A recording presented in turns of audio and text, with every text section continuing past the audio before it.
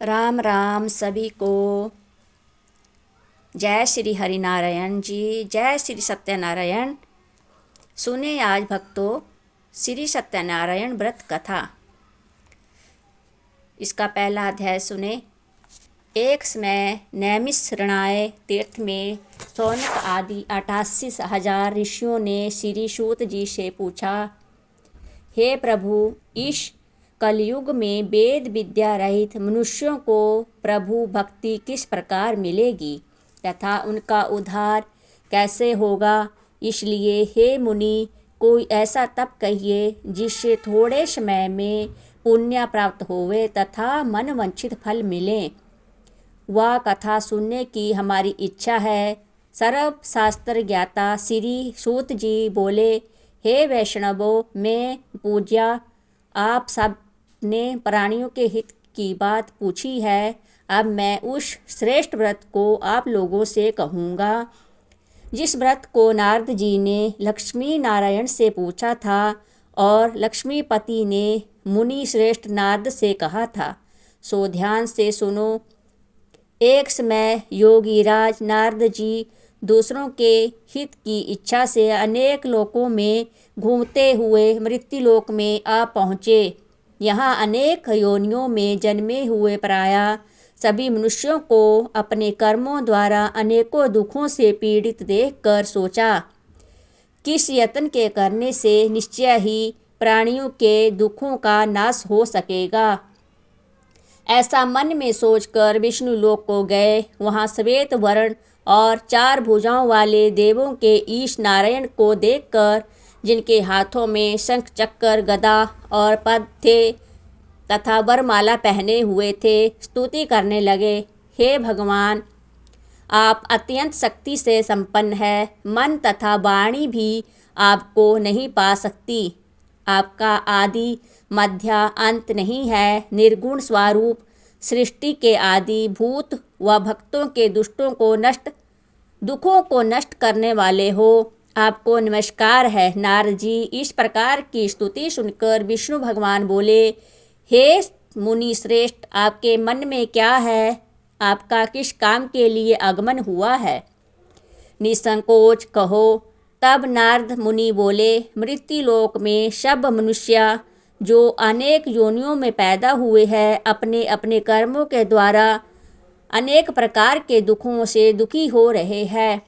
हे नाथ, मुझ पर दया रखते हो तो बतलाइए कि उन मनुष्यों के सब दुख थोड़े से प्रयत्न से कैसे दूर हो सकते हैं। श्री भगवान जी बोले, हे नारद, मनुष्यों की भलाई के लिए तुमने बहुत अच्छी बात पूछी है। जिस काम के करने से मनुष्य मोह से दूर जाता है, वह कहता है, सुनो, बहुत पुण्य देने वाला स्वर्ग तथा मृत्युलोक दोनों में दुर्लभ एक उत्तम व्रत है। आज मैं प्रेम बस होकर तुमसे कहता हूँ, सत्यनारायण का यह व्रत अच्छी तरह विधि पूर्वक करके मनुष्य आयुप्रांत यहाँ सुख भोग कर मरने पर मोक्ष को प्राप्त होता है। श्री भगवान के वचन सुनकर नारद मुनि बोले कि उस व्रत का फल क्या है, क्या विधान है और किसने यह व्रत किया है? आप और किस दिन यह व्रत करना चाहिए? विस्तार से कहिए। भगवान बोले, दुख शोक आदि को दूर करने वाला, धन धान्य को बढ़ाने वाला, सौभाग्य तथा संतान को देने वाला यह व्रत सब स्थानों पर निजी करने वाला, विजयी करने वाला है। भक्ति संतान देने वाला यह व्रत सब स्थानों पर विजयी करने वाला है। भक्ति और श्रद्धा के साथ किसी भी दिन मनुष्य श्री सत्यनारायण की प्रातःकाल के समय ब्राह्मणों और बंधुओं के साथ धर्म परायण होकर पूजा करे। भक्ति भाव से नवेद, केले का फल, घी, दूध और गेहूं का चूरमा, स्वायालवे गेहूं के अभाव में साठी का पूर्ण, शक्कर तथा गुड़ ले और सब भक्षण योग्य पदार्थ जमा करा के भगवान को अर्पण कर देवे तथा बांधुओं सहित ब्राह्मणों को भोजन करावे। पश्चात स्वयं भोजन करें। नृत्य आदि का आचरण कर सत्यनारायण भगवान स्मरण करते हुए समय व्यतीत करें। इस तरह व्रत करने पर मनुष्यों की इच्छा निश्चय ही पूरी होती है। विशेषकर कली काल में भूमि पर यही मोक्ष का सरल उपाय है। अब सुनें दूसरा अध्याय। सूत जी बोले, हे ऋषियों, जिसने पहले समय में इस व्रत को किया है उसका इतिहास कहता हूँ, और सुनो, ध्यान से सुनो। सुंदर काशीपुरी नगरी में एक अत्यंत निर्धन ब्राह्मण रहता था। वह भूख और प्यास से बेचैन हुआ नित्य पृथ्वी पर घूमता रहता था। ब्राह्मणों से प्रेम पूर्वक करने वाला भगवान ने ब्राह्मण को दुखी देखकर बूढ़े ब्राह्मण को रूप धारण कर उसके पास जा आदर के साथ पूछा, हे विपर, नित्य दुखी हुआ पृथ्वी पर क्यों घूमता है? हे श्रेष्ठ ब्राह्मण, या सब मुझसे कहो, मैं सुनना चाहता हूँ। ब्राह्मण बोला, मैं निर्धन ब्राह्मण हूँ, भिक्षा के लिए पृथ्वी पर फिरता हूँ। हे भगवान, यदि आप इसका उपाय जानते हो तो कृपा कर कहो। वृद्ध ब्राह्मण बोला कि सत्यनारायण भगवान मन वांछित फल देने वाला है, इसलिए हे ब्राह्मण, तू उनका पूजन कर, जिसके करने से मनुष्य सब दुखों से मुक्त होता है।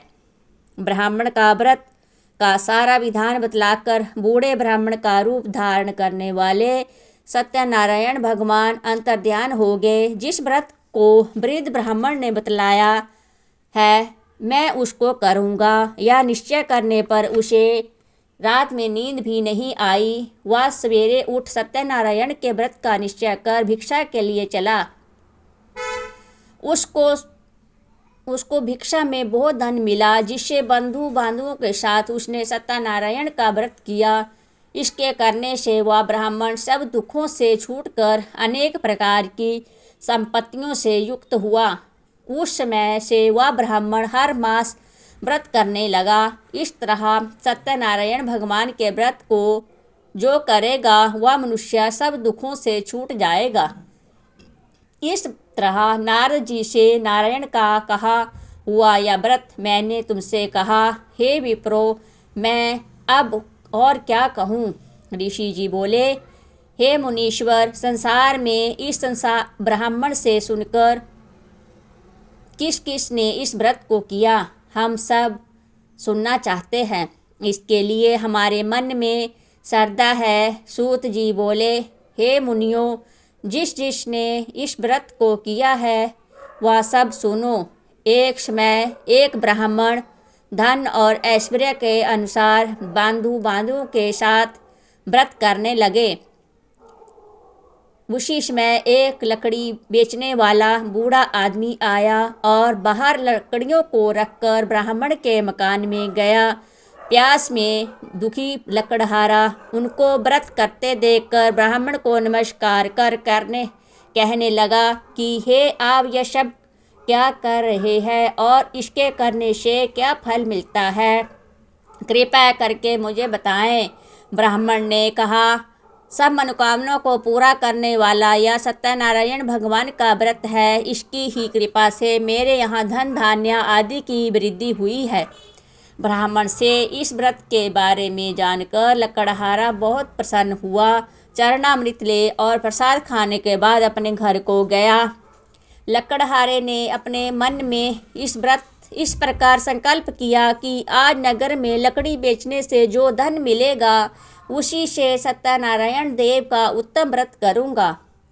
या मन में विचार कर वह बूढ़ा आदमी लकड़ियाँ अपने सिर पर रखकर जिस नगर में धनवान लोग रहते थे वह ऐसे सुंदर नगर में गया। उस रोज वहाँ पर उसे 3 लकड़ियों के दाम पहले दिनों से चौगुना मिला। तब वह बूढ़ा लकड़हारा दाम ले और अति प्रसन्न होकर पक्के केले की पूली, शक्कर, घी, दूध, दही और गेहूं का आटा इत्यादि सत्यनारायण भगवान के व्रत की कुल सामग्रियों को लेकर अपने घर गया। फिर उसने अपने भाइयों को बुलाकर विधि के साथ भगवान जी का पूजन किया और व्रत किया। उस व्रत के प्रभाव से वह बूढ़ा, लकड़हारा, धन पात्र आदि से युक्त हुआ और संसार के समस्त सुख भोग कर बैकुंठ को गया। तीसरा अध्याय। सूत जी बोले, हे ऋषियों, हे श्रेष्ठ मुनियों, अब आगे की कथा कहता हूँ, सुनो। पहले समय में उल्कामुख नाम का एक बुद्धिमान राजा था। वह सत्यावक्ता और जितेंद्रिय था। प्रतिदिन देव स्थानों पर जाता तथा गरीबों को धन देकर अपने कष्ट दूर करता था। उसकी पत्नी कमल के समान मुख वाली और साध्वी थी। भद्रशिला नदी के तट पर दोनों ने श्री सत्यनारायण का व्रत किया।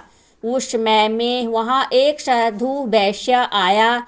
उसके पास व्यापार के लिए बहुत सा धन था। वह नाव के किनारे पर ठहरा कर राजा के पास आ गया और राजा को व्रत करते हुए देखकर विनय के साथ पूछने लगा, हे राजन, भक्ति युक्त चित्त से यह आप क्या कर रहे हैं? मेरा सुनने की इच्छा है, सो आप या मुझे बतलाइए। राजा बोला, हे साधु, अपने बंधुओं के साथ पुत्र आदि की प्राप्ति के लिए या महाशक्तिवान सत्यनारायण भगवान का व्रत व पूजन किया जा रहा है। राजा के वचन सुनकर साधु आदर से बोला, हे राजन, मुझसे इसका सब विधान कहो। मैं भी आपके कथानुसार इस व्रत को करूँगा। मेरे भी कोई संतान नहीं है और इससे निश्चय ही होगी। राजा से सब विधान सुन व्यापार से निर्वृत्त हो वह आनंद के साथ घर गया। साधु ने अपनी स्त्री से संतान देने वाले उस व्रत का समाचार सुनाया और कहा कि जब मेरे संतान होगी तब मैं इस व्रत को करूँगा। साधु ने ऐसे वचन अपनी स्त्री लीलावती से कहे। एक दिन उसकी स्त्री लीलावती पति के साथ आनंदित हो सांसारिक धर्म में प्रवृत्त होकर सत्यनारायण भगवान की कृपा से गर्भवती हो गई तथा 10वें महीने में उसके एक सुंदर कन्या का जन्म हुआ। दिनों दिन इस कन्या इस तरह बढ़ने लगी जैसे शुक्ल पक्ष की चंद्रमा बढ़ता है। कन्या का नाम लीलावती रखा गया तथा लीलावती ने मीठे शब्दों में अपने पति से कहा कि जो अपने संकल्प किया था कि भगवान का व्रत करूँगा, अब आप उसे करिए। साधु बोला, हे प्रिय, इसके विवाह पर करूँगा। इस प्रकार अपनी पत्नी का आश्वासन दे वह नगर को गया। कलाव्रती पितृगृह में वृद्धि को प्राप्त हो गई। साधु ने जब नगर में सखियों के साथ अपनी पुत्री को देखा तो तुरंत दूत बुलवाकर कहा कि पुत्री के वास्ते कोई सुयोग्य वर देखकर लाओ। साधु की आज्ञा पाकर दूत कंचन नगर पहुंचा और वहां पर बड़ी खोज कर देखभाल कर लड़की के लिए सुयोग्य वणिक पुत्र को ले आया।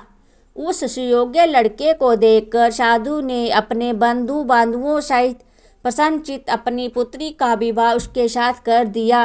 किंतु दुर्भाग्य से विवाह के समय भी उस व्रत को करना भूल गया। तब श्री भगवान क्रोधित हो और श्राप दिया कि तुम दारुण दुख प्राप्त करोगे। अपने कार्य में कुशल साधु बनिया जमाता सहित समुद्र के समीप स्थित रत्नपुर नगर में गया और वहाँ दोनों ससुर जमाई चंद्रकेतु राजा के उस नगर में व्यापार करने लगे। एक रोज भगवान सत्यनारायण की माया से प्रेरित कोई चोर राजा धन चुराकर भागा जा रहा था, किंतु राजा के दूतों को आता देखकर चोर ने घबराकर भागते हुए राजा के धन को वहीं चुपचाप रख दिया जहाँ पे ससुर जमाई बैठे थे। जब दूतों ने उस साधु वैश्य के पास राजा के धन को देखा तो दोनों को बांध कर ले गए और प्रसन्नता से दौड़ते हुए राजा के समीप जाकर बोले, यह दो चोर हम पकड़ कर लाए हैं। कृपया आज्ञा दे। तब राजा की आज्ञा से उनको कठोर कारावास में डाल दिया और उनका सब धन छीन लिया। सत्यनारायण भगवान के श्राप द्वारा उनकी पत्नी भी घर पर बहुत दुखी हुई और घर पर जाकर धन रखा था चोर चुरा कर ले गए। शारीरिक व मानसिक पीड़ा तथा भूख प्यास से अति दुखित हो अन्न की चिंता में कलावती एक ब्राह्मण के घर गई। वहाँ उसने सत्यनारायण भगवान का अकेले व्रत होते देख फिर कथा सुनी और प्रसाद ग्रहण कर रात को घर आई।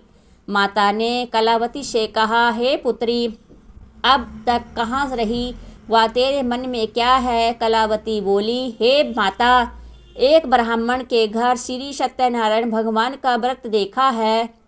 कन्या के वचन सुनकर लीलावती भगवान के पूजन की तैयारी करने लगी। लीलावती ने परिवार और बांधुओं सहित श्री सत्यनारायण का भगवान पूजन किया और वर मांगा कि मेरे पति और दामाद शीघ्र आ जावे। साथ ही प्रार्थना की कि हम सबका अपराध क्षमा करो। सत्यनारायण भगवान इस व्रत से संतुष्ट हो गए।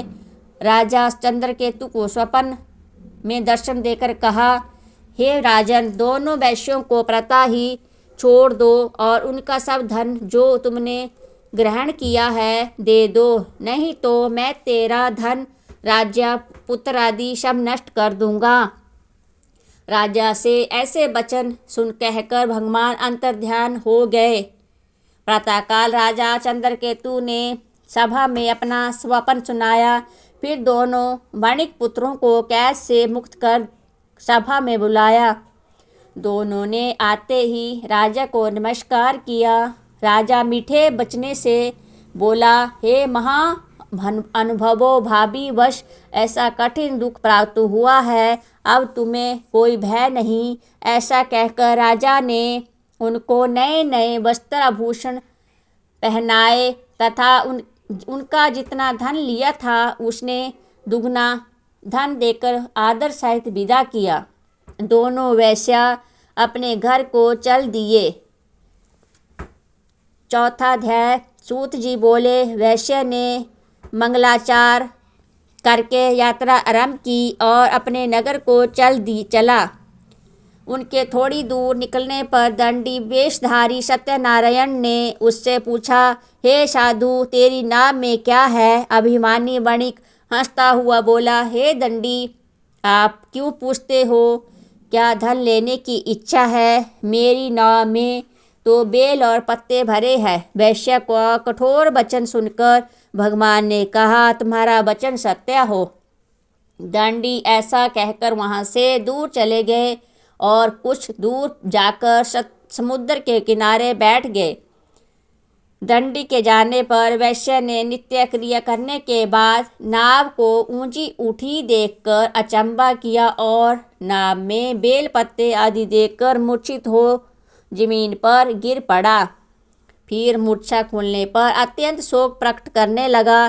तब उसका दामाद बोला, आप शोक ना करें, यह दंडी का श्राप है, अतः उनकी शरण में चलना चाहिए, तभी हमारी मनोकामना पूरी होगी। दामाद के वचन सुनकर साधु बंदिक दंडी के पास पहुंचा और अत्यंत भक्तिभाव से नमस्कार करके बोला, हे भगवान, आपकी माया से मोहित ब्रह्मा आदि भी आपके रूप को नहीं जानते, अब तब मैं अज्ञानी कैसे जान सकूं? आप प्रसन्न होइए, मैं सामर्थ्य के अनुसार आपकी पूजा करूंगा। मेरी रक्षा करो और पहले के समान नौका में धन भर दो। उसके भक्ति युक्त वचन सुनकर भगवान प्रसन्न हो उसकी इच्छा अनुसार वर देकर अंतर्ध्यान हो गए। तब उन्होंने नाव पर आकर देखा कि नाव धन से परिपूर्ण है और वह भगवान सत्यनारायण का पूजन कर साथियों सहित अपने नगर को चला। जब अपने नगर के निकट पहुंचा तब दूत को घर भेजा। दूत ने साधु के घर जा अपनी स्त्री को नमस्कार कर कहा, हे साधु, अपने दामाद सहित इस नगर के समीप आ गए हैं। ऐसा वचन सुन साधु की स्त्री ने बड़े हर्ष के साथ सत्यदेव काक पूजन कर पुत्री से कहा, मैं अपने पति के दर्शन को जाती हूँ, तुम कार्य पूर्ण कर शीघ्र आना। माता के ऐसे वचन सुनकर कलावती प्रसाद छोड़कर पति के पास गई। प्रसाद की अवज्ञा के कारण सत्यदेव ने रुष्ट हो उसके पति को नाव सहित पानी में डुबो दिया। कलावती अपने पति को ना देखकर रोती हुई जमीन पर गिर गई। इस तरह नौका को डूबा हुआ तथा कन्या को रोता देख साधु दुखित हो बोला, हे प्रभु, मुझसे या मेरे परिवार से जो भूल हुई है उसे क्षमा कर दो। उसके दीन वचन सुनकर सत्यदेव प्रसन्न हो गए और आकाशवाणी हुई, हे साधु, तेरी कन्या मेरे प्रसाद को छोड़कर आई है, इसलिए इसका पति अदृश्य हुआ है। यदि वह घर जाकर प्रसाद खाकर लौटे तो इसे पति अवश्य मिलेगा। ऐसे आकाशवाणी सुनकर कलावती ने घर पहुंचकर प्रसाद खाया, फिर आकर पति के दर्शन किए। तत्पश्चात साधु ने बांधुओं सहित सत्यदेव का विधि पूर्वक पूजन किया। उस दिन से वह प्रत्येक पूर्णिमा को सत्यनारायण भगवान का पूजन एवं कथा करने लगा। फिर इस लोक का सुख भोगकर अंत में स्वर्ग लोक को गया। 5वां अध्याय। सूत जी बोले, हे ऋषियों, मैं और भी कथा कहता हूँ, सुनो। प्रजापालन में लीन दुग्धध्वज नाम का एक राजा था। उसने भी भगवान का प्रसाद त्याग कर बहुत दुख पाया।